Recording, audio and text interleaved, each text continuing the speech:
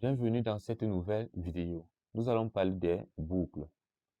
Les boucles permettent de répéter des instructions plusieurs fois sans avoir à les écrire manuellement.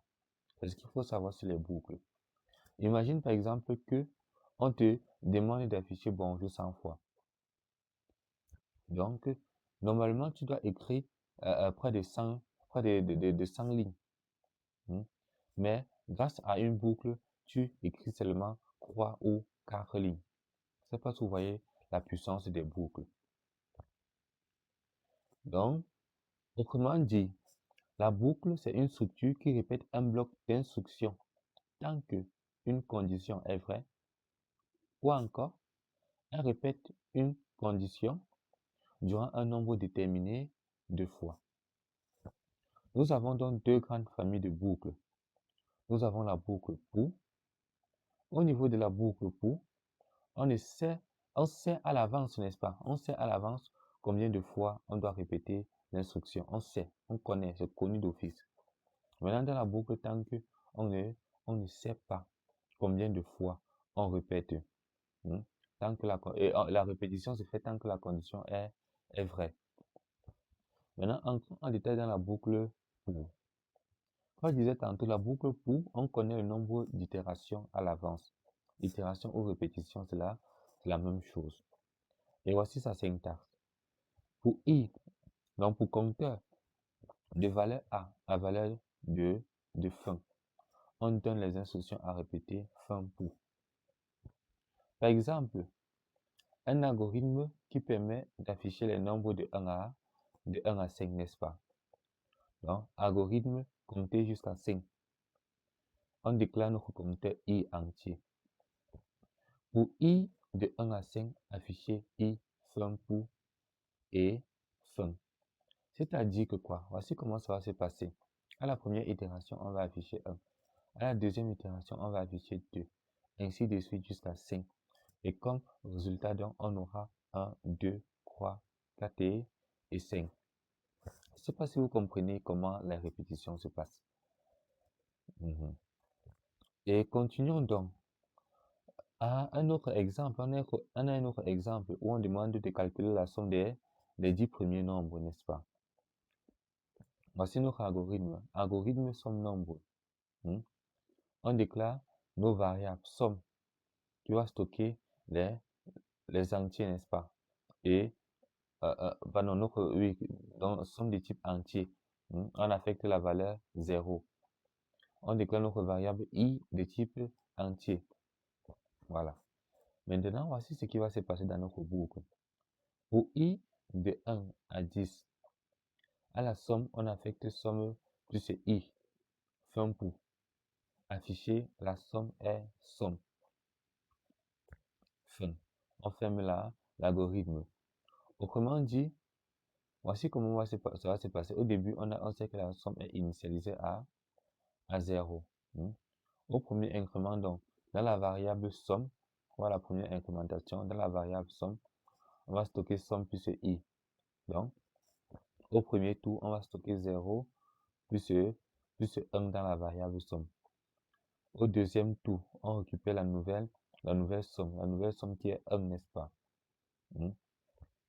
Que on va faire plus i parce que nous sommes au deuxième tour. Et ainsi de suite jusqu'à ce qu'on arrive au 10e tour.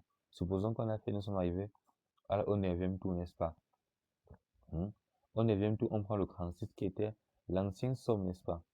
On fait plus i qui est 9, ce qui donne 45. Au 10e tour, on prend notre 45 qui était l'ancienne somme plus le 10 qui est notre i, qui donne 55. Donc, au final, l'objectif de l'algorithme, c'était de trouver le résultat de 1 plus 2 plus 3 plus 4 plus 5 plus 6 plus 7 plus 8 plus 9 plus 10. Et ce tableau, si vous présente, vous explique, vous détaille comment est-ce que l'ordinateur va se comporter. Voilà. Continuons avec d'autres exemples dans l'optique de mieux comprendre le fonctionnement de la boucle pour. Imagine, on te demande d'écrire un algorithme qui permet d'afficher une table de multiplication par 5, par exemple. Regardez comment la boucle pour être puissante. Avec une ligne qui affiche ta table de multiplication par par 5. Algorithme table de 5, on déclare notre variable i de type entier, n'est-ce pas? Pour i allant de 1 à 10, on a 10 itérations. Parce qu'on fait 5 fois 1, 5 fois 2 jusqu'à 10, n'est-ce pas? Affiché, 5 fois i est égal à 5 fois i. Donc, d'où le résultat ci. Donc, cet algorithme, n'est-ce pas, permet d'avoir le résultat ci là. Donc, à la première incrémentation, on va afficher 5 fois 1, qui sera égal à 5. À la deuxième incrémentation, 5 fois 2, qui sera égal à 10, et ainsi de suite. Maintenant, sans plus tarder, nous allons parler de la boucle tant que. La boucle tant que, elle, est utilisée quand on ne sait pas à l'avance combien de fois on va répéter. On répète, la boucle là se répète tant qu'une condition est vraie. Et voici la syntaxe. Tant que condition fait, on donne les instructions à répéter, fin tant que. Et attention, il faut à un moment que la condition devienne fausse. Parce que si la condition n'est jamais fausse, la boucle ne va jamais s'arrêter. On parle de boucle infinie. Dès lors donc, le principe des caractéristiques de l'algorithme n'est pas respecté. Un algorithme doit être fini. Voici donc un exemple, n'est-ce pas? Exemple, si on te demande d'écrire un algorithme qui permet de compter de 1 jusqu'à 5. Il est vrai la boucle tant que ici n'est pas adaptée parce qu'on connaît déjà un nombre d'itérations. Mais je vous donne juste un exemple afin que vous compreniez comment ça fonctionne, comment la boucle tant que fonctionne. Algorithme compter tant que. Premièrement, on déclare notre variable compteur de type entier qu'on initialise à 1, n'est-ce pas? Maintenant, notre début. On crée une condition qui va permettre d'entrer. On crée une condition qui va permettre à notre compteur d'entrer dans la condition là. Tant que le compteur est plus petit ou égal à 5, fait afficher compteur. À compteur, on prend le compteur, on fait plus 1. C'est important pour l'incrémentation afin d'éviter la boucle infinie. Parce que si on n'incrémente pas, on va toujours rester à 1. Voilà. Donc, voici ce qui se passe donc. Au premier tour, on sait que le compteur, c'est 1. On entre dans la condition, n'est-ce pas? Voilà. Maintenant, on compare. 1 est plus petit que 5, n'est-ce pas? Comme 1 est plus petit que 5, la condition est vraie, n'est-ce pas? On affiche le compteur qui est 1, n'est-ce pas? Puis on incrémente dans le compteur la variable qui va donc stocker 1 plus 1 qui va nous donner 2. Au deuxième tour, le compteur c'est maintenant 2. Et ce compteur est plus petit que 5, n'est-ce pas? On affiche 2. Le compteur va stocker 2 plus 1 qui donne 3. Et ainsi de suite jusqu'à ce que la condition ne soit plus respectée. Imagine au cinquième tour. Au cinquième tour, par exemple. Au cinquième tour, on avait eu, par exemple, 5. 5 est plus petit ou égal à 5, n'est-ce pas? La condition est vraie. On affiche donc 5. Maintenant, on continue voir au sixième tour. Au sixième tour, qu'est-ce qui va se passer? Au sixième tour, donc recommençons le cinquième tour. Enfin, j'ai l'impression que le cinquième tour n'est pas clair. Au cinquième tour, n'est-ce pas? Qu'est-ce qui se passe? Au cinquième tour, jusqu'au quatrième tour, n'est-ce pas? Le compteur c'était 5. Au quatrième tour, le compteur c'était 5. On prend notre compteur là, on passe à la condition. Est-ce que 5 est plus petit ou égal à 5? C'est vrai. On affiche 5, qui est notre nouveau compteur. Voilà. Et on incrémente, n'est-ce pas? Ça fait maintenant 5 plus 1. Maintenant, on continue. On a un autre 6 là. L'algorithme va encore aller tester le 6 pour voir si la condition est toujours respectée. Maintenant, ça tombe au sixième tour. Est-ce que si c'est plus petit ou égal à 5? C'est faux. On sort donc de la boucle et on affiche 1, 2, 3, 4, 5. Je ne sais pas si vous comprenez vraiment. C'est très important de comprendre, de tracer un algorithme. C'est très important de faire les simulations. Voilà. Maintenant, on prend un autre exemple. Demander un nombre jusqu'à ce qu'il soit positif. Donc, algorithme nombre positif, n'est-ce pas? On déclare notre nombre de type entier. Et à ce nombre-là, on affecte une valeur quelconque. Moi, j'ai choisi moins 1, n'est-ce pas? Tu peux choisir n'importe quoi. L'essentiel est que ça permette d'entrer dans la condition. Voilà. Tant que, par exemple, le nombre est plus petit que 0 fait afficher, donner un nombre positif, l'innombre fait un tant que. Et lorsqu'on sort, on affiche merci, vous avez saisi, on donne le nombre positif que vous avez saisi. Imagine si chaque fois j'entre par exemple le nombre plus petit que 0. Je vais toujours tourner dans la boucle. La boucle sera toujours faite. Mais tant que je vais ancrer par exemple 5, je vais, on va dire, ancrer un nombre positif. Donc si j'ancre 5, ça va venir, ça va comparer. Est-ce que 5 est plus petit que 0? Non. Ça va sortir de la boucle et ça va dire merci, vous avez saisi 5. Alors vous pouvez faire la simulation avec d'autres nombres dans l'optique de bien comprendre et vous pouvez vous servir de ce tableau pour tracer. En cas de question, n'hésitez pas à me les poser en commentaire. Voilà.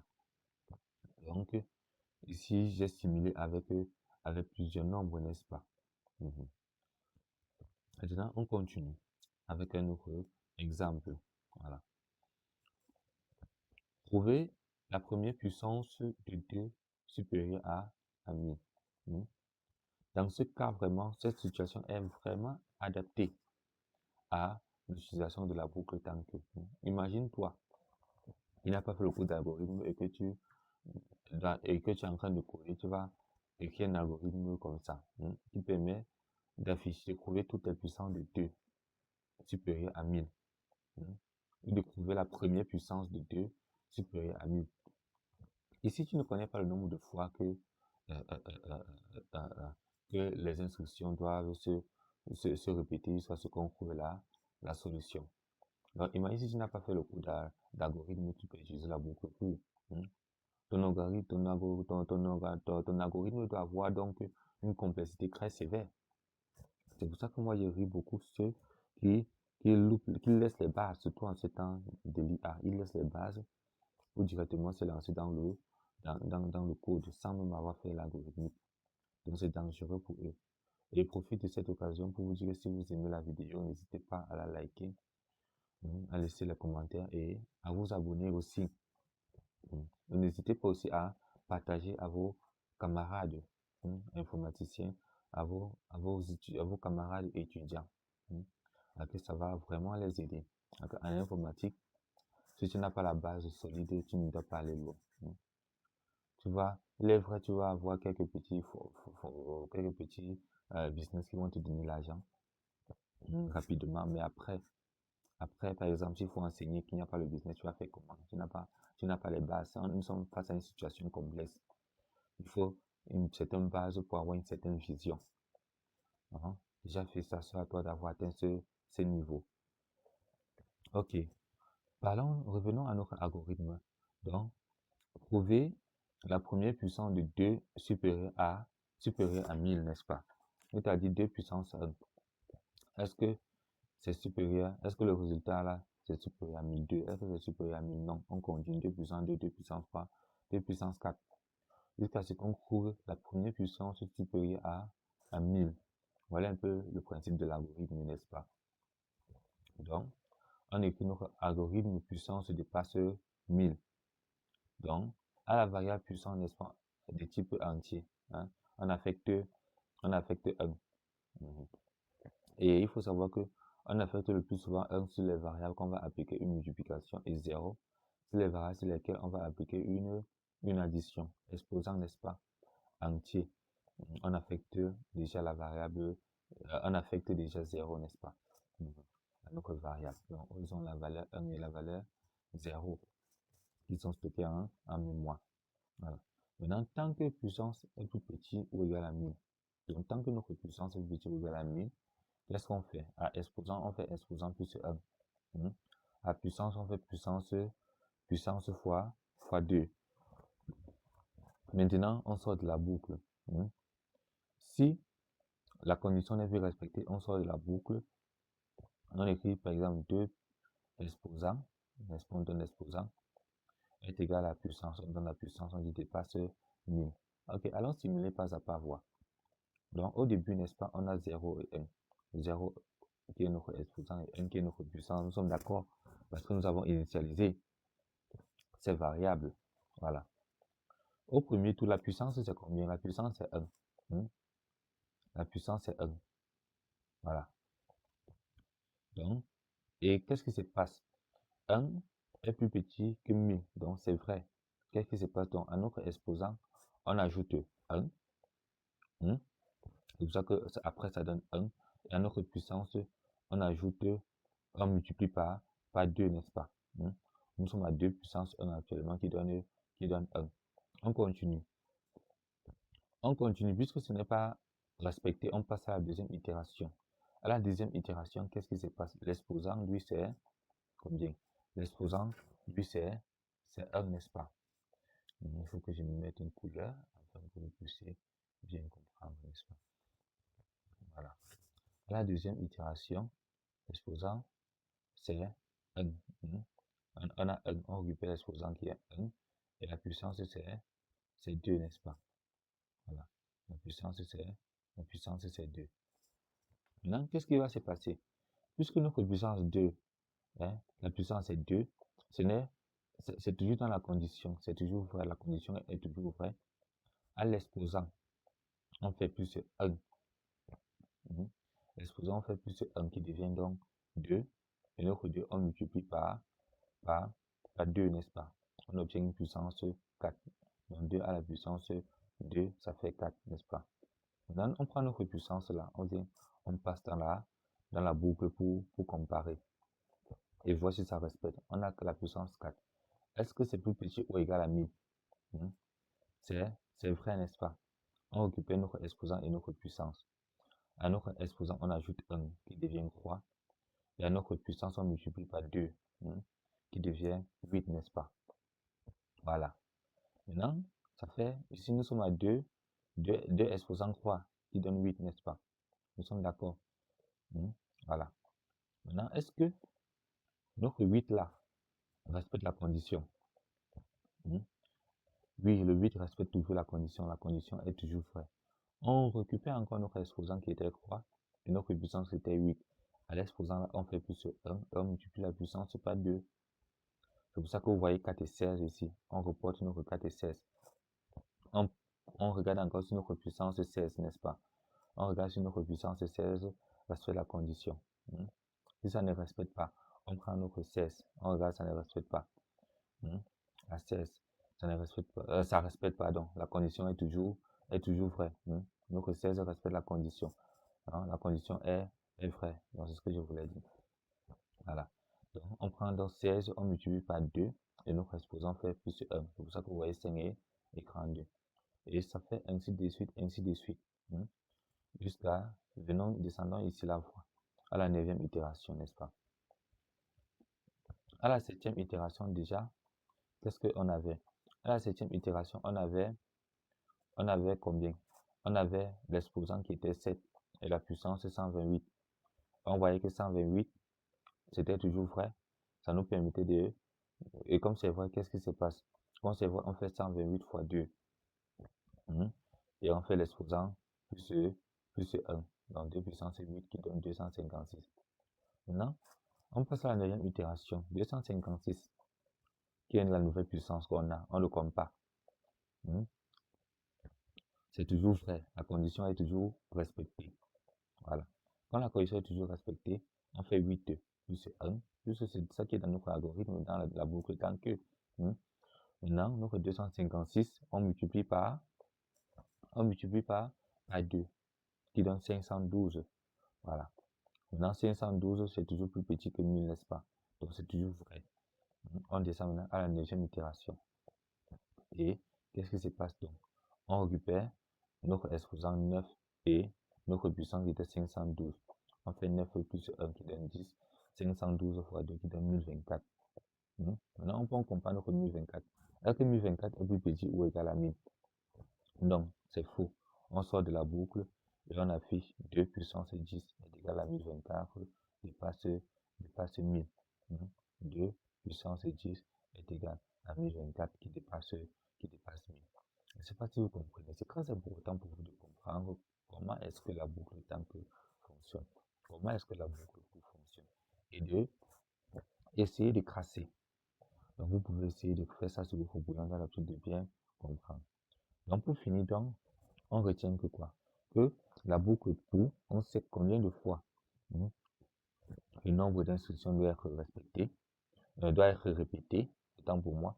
Et dans la boucle, tant qu'on ne sait pas le nombre de fois que les instructions doivent être respectées. Hein. La boucle, tant que lui dépend de la condition. Dans les pièges à éviter en fait. Avec la boucle tant que, c'est très facile d'avoir une boucle infinie. Vous voyez par exemple ici, on a notre compteur 1.